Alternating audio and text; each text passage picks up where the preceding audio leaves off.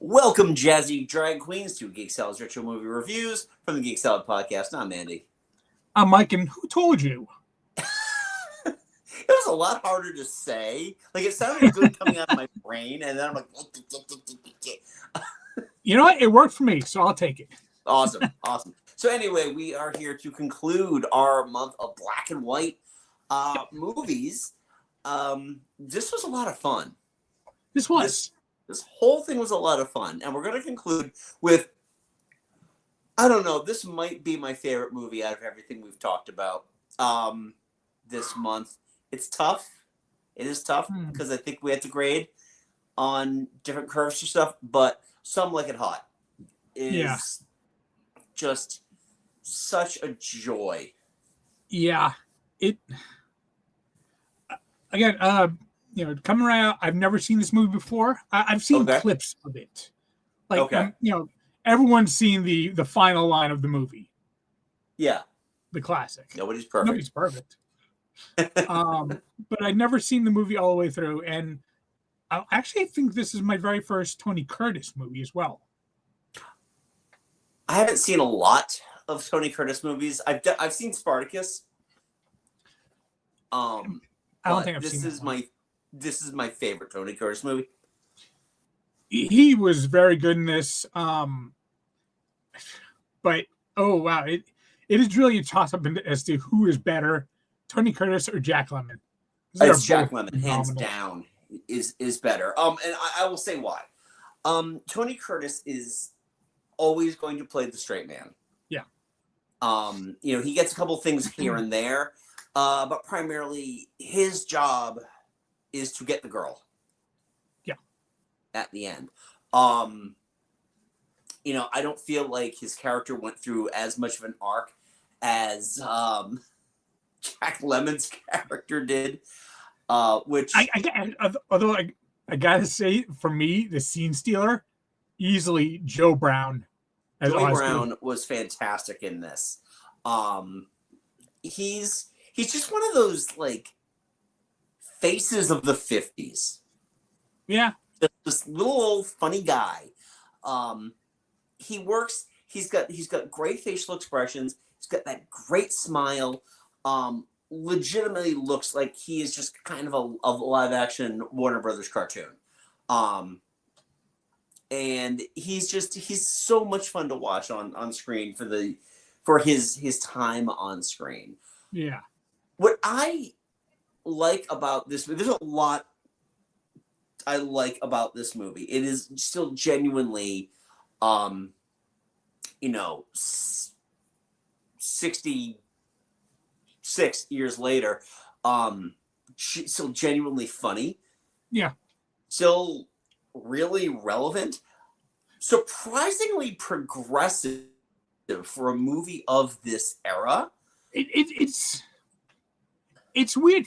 For every moment where it's of its era, there's another moment where it's, wow, that is really progressive for 59. Oh, Jerry's entire thing about how he had the time of his life when he went out with Osgood. Yeah. Oh, dude, the way he just keeps going the tango. So giddy about it. When they first get to Florida and they're like talking about how how do women do this? They have to deal with all the sexual harassment. And it's playing it for laughs, but it's putting a finger right on it. Right. And the beauty is that Jerry is just one of the girls. Almost immediately, he is one of the girls. What's also funny about this movie too is how it seamlessly changes up where the story is going. We've got to do with the whole. We got to do the whole the romance that the two guys are going through. You're also dealing with the mob story, which I think takes I think if they had introduced Spats coming to Florida much earlier in the film, it might have dragged it down a little bit. But I think where they found it closer to the climax of the film worked Yeah. very well for it. Just kind of like letting them, just almost like you forget that they're on the run from mobsters. Yeah. What's good? Oh, you got a cat? Yeah. My kitty's up here. Oh, and See? it's just it again. There's a lot to love about this movie. Now, the funny thing about this movie is that originally it was not supposed to be in black and white. In fact, Marilyn Monroe had a clause in her contract that all her movies were going to be in color. Oh. Yeah, but they convinced her we can't do that because these two look like a horror show Yeah. in Yeah. color. Throwing on all the makeup in Yeah. color. Yeah. Wow. Yeah. It made a lot of sense, and Yeah. it's interesting too because we're kind of like we're coming into like the last 3 years of Marilyn Monroe's life. At this point, I think this, in terms of overall performance, is probably her high watermark. Yeah. That is another thing that really surprised me, honestly. It's like because I'd heard all the like horror stories about her backstage performance of this in this movie. Yeah. Showing up drunk or high all the time, forgetting our lines. Yeah. But Billy Wilder did an amazing job making it so she came off actually a lot better than I was expecting. I mean, she's obviously not the best thing in this movie. No, but no. I was She serves a expecting a purpose. horror show. That's the thing. She serves a purpose in this movie. Her purpose is to be the bombshell. Yeah. And I think that worked out well for her. Yeah, she only did two more movies after this, and one of them's The Misfits, which is more notable for being hers and Clark Gable's last movies, respectively. There's a lot about her being so anxious, especially when she works with prestige directors. She had a hard time like kind of keeping it straight. So like there were scenes where her dialogue is written down on set pieces. Yeah. I mean definitely it's very noticeable on the scene where she meets Jerry as Junior. Yeah. No, not Jerry. Joe. Yeah. Yeah, she meets Joe as Junior on the beach. And you can tell because every time Joe's talking, it's in a 2-shot, and then every time she's talking alone, it just switches to a single shot of her. It's clearly a pickup. Yeah. Shot. And Tony Curtis said that kissing Marilyn Monroe was like kissing Hitler. He did not have a good time working with her. Which, again, if you're dealing with somebody who is, I think, trying to be I'm going to give her the benefit of the doubt that she was trying to be as professional as she possibly could. Let's be honest, life could not have been easy for her. I don't quite honestly blame her for the pill addiction and everything, and being married to Joe DiMaggio for all those years, and just him just being like, oh, okay, my movie star wife's gonna become a housewife now. No, she's not. What's wrong with you? Oddly enough, I actually heard a reference to Someone Like You're Hot on a podcast I was listening to about Jaws recently, because they were saying like because the shark didn't work so often, like especially the 3 stars had to always hit their marks, always be great performances, and that kind of matches up to this movie because you never knew which take Marilyn was going to show up for. So Tony Curtis and Jack Lemmon had to always hit their marks. Yeah, but both consummate professionals. I mean, I'm not the biggest Tony Curtis fan, but I've said this in the past. I love Jack Lemmon. I think Jack Lemmon of this era, this 1950s to realistically into the 80s, fantastic actor. Such a good actor. I mean, the next movie he did was The Apartment. Yeah. For which he won an Academy Award, or no, he was nominated for the Academy Award. I think now we're gonna look this up. He might have actually won his Oscar previous to this because he's won 2. Wait on it to load up here. Yeah. All right. So he won his first Oscar for supporting actor in Mr. Roberts. And I'm just trying to get the date on that. What's that? Kurt just chimed in here. Oh, I really love the character Gil from the yeah. Oh yeah. Oh shit. What was that movie? Not. I keep wanting to say Glenn and Glenda. I know it's not Glenn and Glenda. Glengarry Glen Ross. That's it. Yes, thank you. Yeah. Did he? Okay. Did he win for that one? No, he did not. Okay, so he won his first Oscar in 1955, so he was already an Oscar winner. All right. When he did this movie. He was nominated for Best Actor, though, for Some Like It Hot.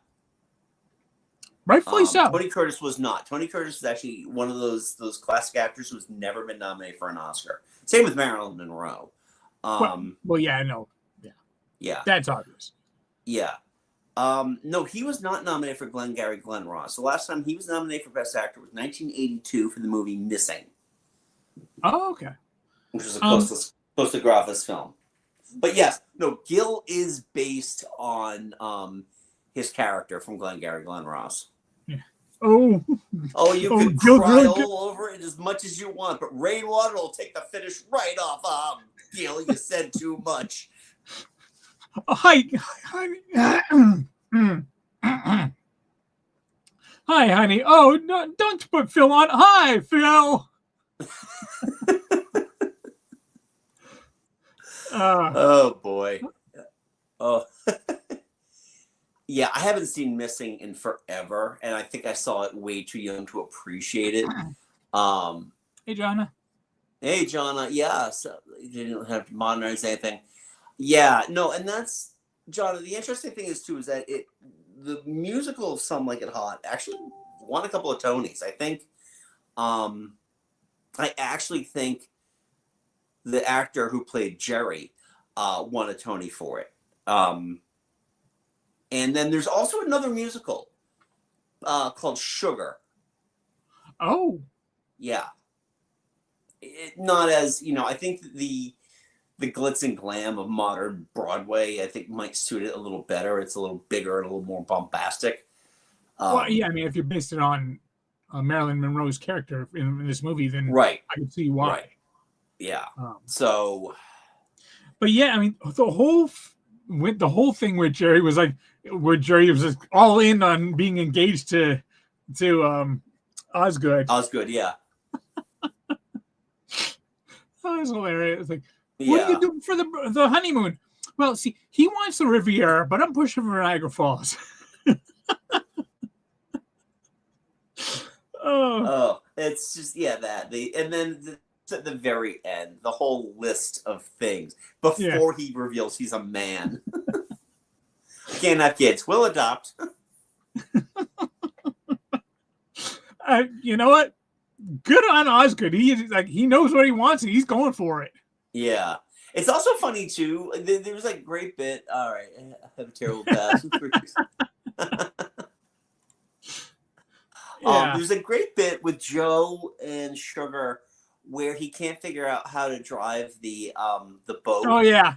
Over to the yacht, so he's got to do it backwards. It only goes in reverse. Not only does he do it backwards, which I thought was brilliant, when they leave, he comes backwards. It's funny because Billy Wilder is one of those directors who I think he did a lot of great drama, but my God, his comedies. Yeah.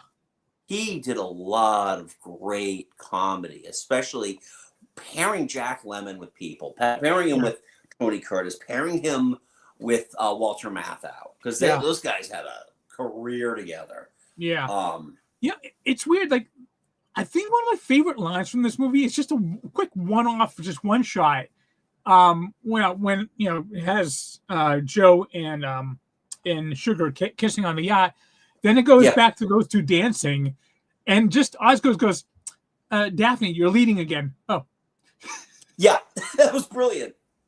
But it's just also a one-off, when they but came back I to it, loved it. and they get the cheek to cheek, and they're both switching off the rose. Yeah.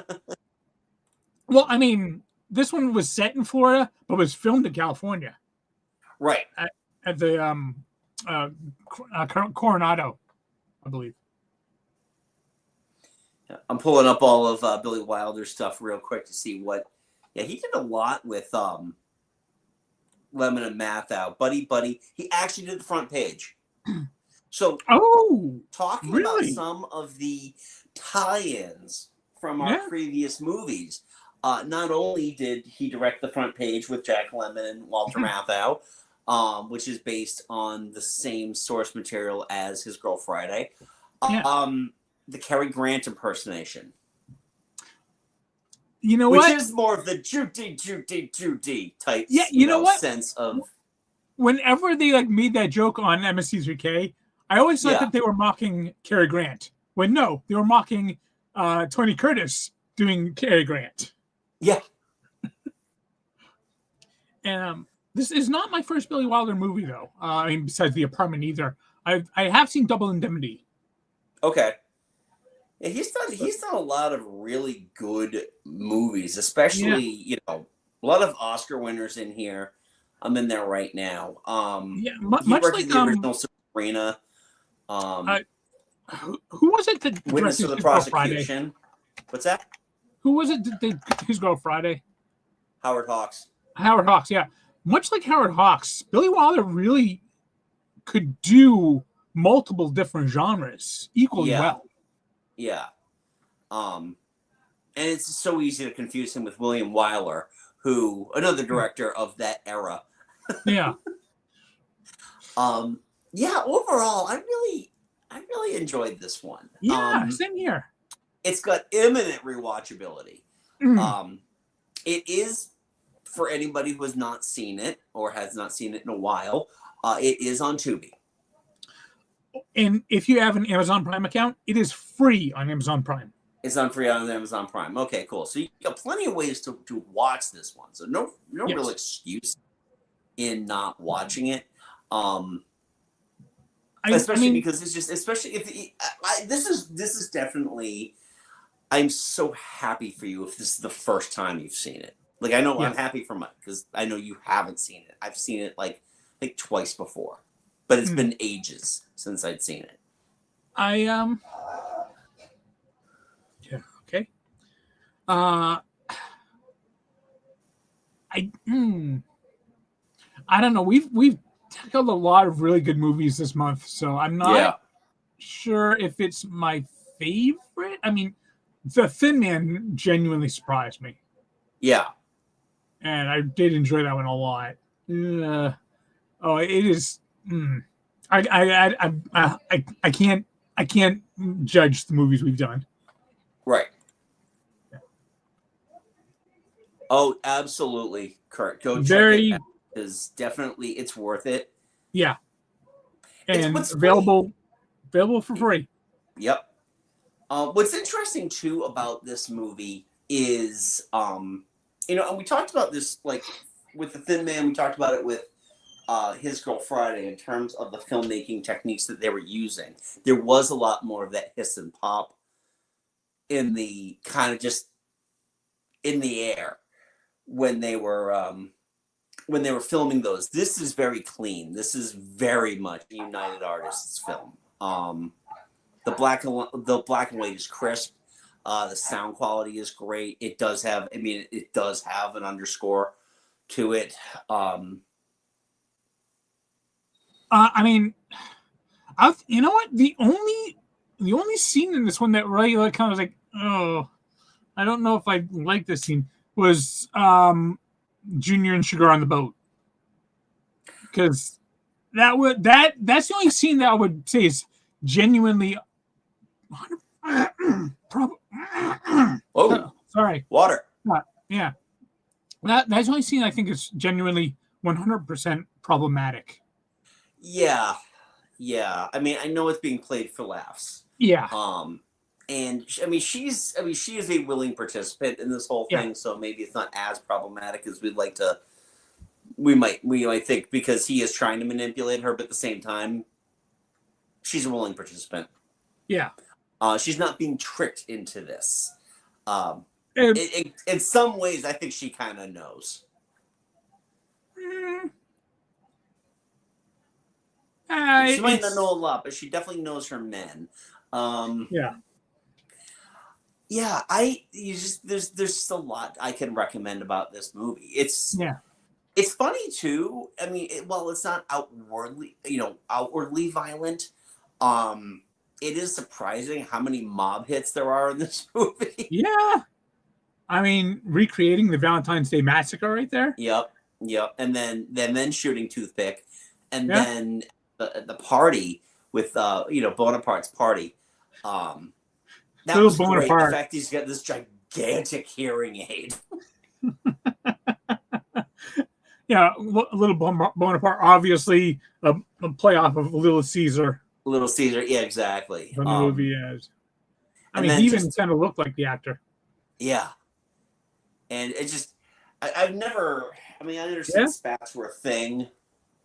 Yeah, Kurt, right in your backyard right in there. The cold of Chicago. And then we go to the warm climes of Florida. I just never saw the point of spats. I'm sure they had a purpose at one point. I mean, I'm talking about the actual foot accessories. Yeah. No, I gotcha. What an odd thing to be known for. He just wears spats with everything.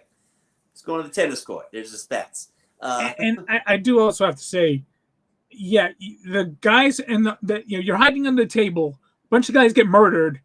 Let's run out right now. Yeah. Maybe wait a little bit. Just a little bit. You gotta get the movie moving. I mean, the movie is just over 2 hours. It's like an hour and 1 minute. Yeah. I mean, I think some parts could have been cut down. But again, it's when we think about editing, especially film editing now. Modern film editing is so different from how they would cut down a movie back then. If they wanted to cut a scene in a movie back then, they really wanted to cut that scene. Yeah. We're not looking at movies now where, you've got like in the span of 30 seconds, you've got 20 edits, you barely tell what's going on. So overall, I really enjoyed this movie. Yes, I'm looking forward to, I really enjoyed this. I enjoyed this month too. This was a lot of fun. Yeah, I wouldn't mind doing another black and white month. Yeah. Or several. We discussed it. We discussed it. So we'll look at that for the new year. Yeah. As the new year is coming up. So, you got anything else you want to say about Some Like It Hot before we close out this month? Nope. Okay. Although it is amazing how many women they can fit in that one little berth on the train. Yeah. That was a big band too. Yeah. I mean, I've seen Three Stooges shorts where all three of them are crammed into one of those berths, and they got at least like 7-8 women in there. Right. They're also using a hot water bottle for gin or vermouth or something. Oh, the 20s. They were drinking illegally. So, I really enjoyed this. So, we want to know, what are your thoughts on Some Like It Hot? Have you seen it? If you haven't seen it, what are you waiting for? Go watch it. Leave that polite comment below. Don't forget, subscribe, like, all that fun stuff. Also, Mike and I host a little podcast called Geek Salad. You can check that out wherever you get your podcast. New episode launches tomorrow. Yay! Part 1 of our discussion of the movies of 1995 launches tomorrow with our commenter on this evening's show, Kurt Smith. So you can listen to him as well as our good friend M from the Verbal Diorama podcast. That is part 1. Part 2 will be out in about a week or two. Yeah, perfect to listen to while you're on your way to the Thanksgiving dinner. Exactly. Just angry up that blood with how many movies that you'd never heard of before. Woo! Kurt. Or don't remember, or like that came out that year. Thank you so much for joining us for that, Kurt. It really helped. That was awesome. We had a great time. I had a good time editing the episode too. So check that out wherever you get your podcasts. Also, you can follow us on the socials. We are Geek Salad Podcast on Facebook and at Geek Salad Radio on Blue Sky. And until next time, thank you. And check out if you haven't watched it already, check out our previous couple episodes where we talked more about Black and White movies. We talked about Metropolis. We talked about The Thin Man and His Girl Friday. Mm-hmm. So quite a bit on there. Yeah. So anyway, until next time, I'm Andy. I'm Mike. Go forth and be nerdful. Talk to you later. Bye-bye.